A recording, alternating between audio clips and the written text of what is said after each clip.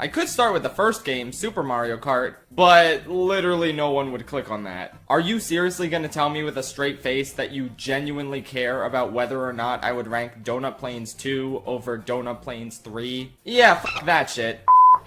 Wow, it's GBA Shy Guy Beach. There it is. So aren't you glad that one of the developers' priorities was to bring back Yoshi Falls? This is honestly such an insulting filler pick when you think of all the masterpieces DS gave us that could have been brought over to a home console and gifted to the masses who got into this series through Wii. I could have been growing up with Airship Fortress, Tick-Tock Clock, Luigi's Mansion, motherfucking Waluigi Pinball. But no, Yoshi Falls just had to be one of their first choices to return. Drive in an oval 3 times. Make some turns designed for babies. This is pitifully simple by Mario Kart 64 standards. But by the standards of DS, it's a true embarrassment. So short and boring that it ended up being the last Yoshi-themed course in the series. No, seriously, there has not been another Yoshi-themed course since this one. It's kind of hilarious, actually. Let's see which ones are next. Do you get it? Because the letter C sounds like the word C. Get it? Nintendo didn't really hit their stride with remastering old courses until 7 and especially 8. So I don't think it comes as a shock that my bottom 3 has entirely been some of the retros. With that said, out of the 16 brand new Nitro courses made specifically for Wii, which one of those is the worst one? It's Luigi Circuit, obviously. As of the time I'm writing this, we've only gotten the first 2 waves of the Mario Kart 8 DLC, which means that the current worst course in the entire game is SNES Mario Circuit 3 for how ugly and boring it is compared to the far better remastered base game courses. Luckily for Mario Circuit 3, the bar for retro courses is much lower in Wii, which means that here, it's only the 5th worst course in the game. It's a perfectly inoffensive little throwback. Not terrible, but not impressive. Also, fun fact, this course is tied with SNES Rainbow Road for being the most recurring course in the entire series, appearing 5 different times in Super, Super Circuit, Wii, Tour, and 8 Deluxe. Call me crazy, but I don't really see the appeal. Swing your arms from side to side. N64 Mario Raceway.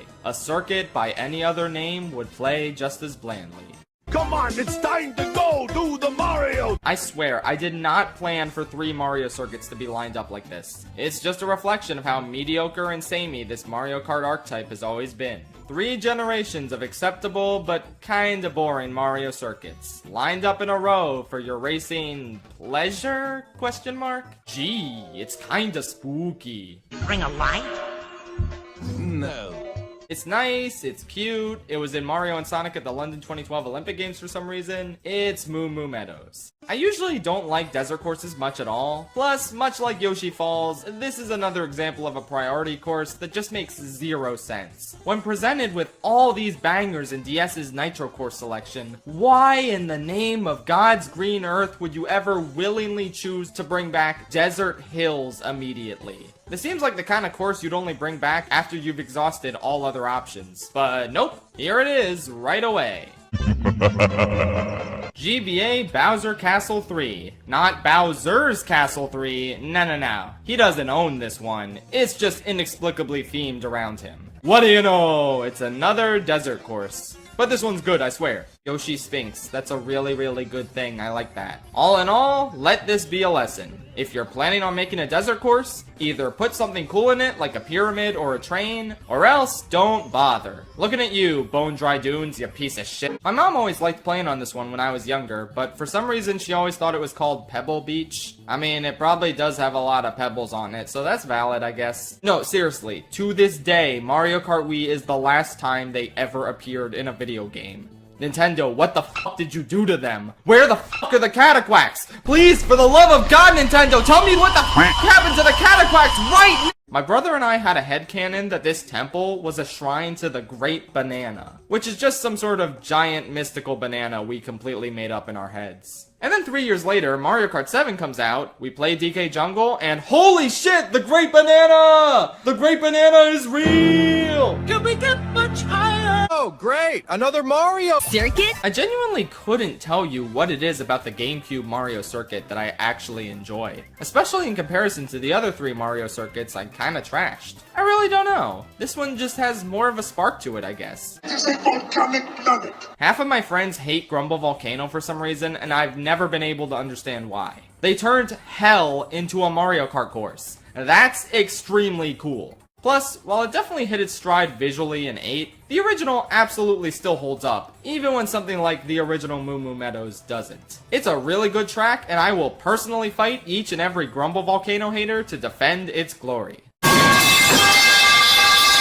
Finally, a priority course I can get behind. Like, seriously, forget the 8 version looking better, the DS version looks better than the Wii iteration somehow. And the statues of Luigi and Daisy dancing is a beautiful touch, one that you can ruin with random Mii heads. Delightful. So long, Bowser! N64 Bowser's Castle is the only course to ever actively freak me out as a kid. Something about the eerie music, dark atmosphere, even those glowing green arrow signs that felt like they were pointing you towards your doom. It all came together for a hauntingly great course. Though I actually think the most terrifying element of all as a kid was this one thwomp locked in jail. What the fuck did he do? I don't know, but just imagining the horrific atrocities this hunk of rock must have committed for Bowser to imprison him just absolutely terrified me growing up. Who thought this was a good idea for the Flower Cup? Well, whoever they are, I honestly gotta give them props. This course always felt like an omen for how difficult Rainbow Road would be later on. In fact, I know a lot of casual fans of the franchise who specifically never wanted to play on Wario's Gold Mine or Rainbow Road, considering them equally difficult. I definitely wouldn't go that far, but yeah, this course can be a bit of a challenge for newcomers. Nowadays though, it's a blast.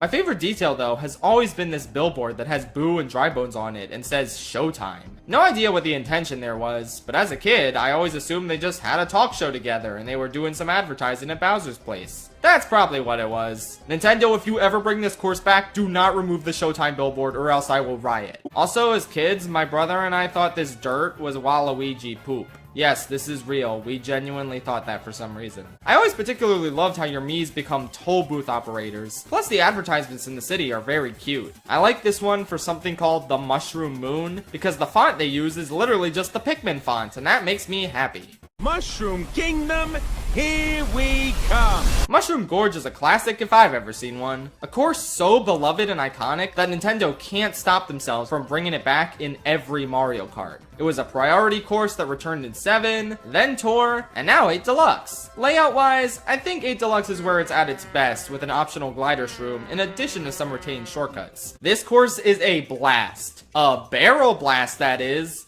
Because the barrel blasts you, not because this is anything like Donkey Kong Barrel Blast, because this game is actually good. It is genuinely insane to me that Toad's Factory has never been remade yet. I understand 7 not having room for it compared to other priority courses, but 8? Really? You thought Moo Moo Meadows and Grumble Volcano were more important to bring back than this one? The only real issue I have is, why is there a giant statue of Mario on DK Summit? Who authorized that? Miraculously, Tour actually fixed that and replaced it with a statue of DK. So I hope that same statue makes its way into 8 Deluxe when this course arrives. Because you know it's going to if it's already in Tour. God, I hope this part doesn't age like milk. Rainbow Road might just be the most infamous track in the whole series. Everybody's played Mario Kart Wii, which means everybody's been thoroughly acquainted with what is arguably the most difficult Rainbow Road to date. And that's why I love it. I'm gonna be honest, I hated Maple Treeway as a kid because this one turn on the tree trunk was really hard and I could never do it. That means the course is bad. Then I grew up and I learned how to actually play Mario Kart and realized, whoa, the course is good. You just got coconut mauled. Coconut Mall is humanity's greatest achievement to date.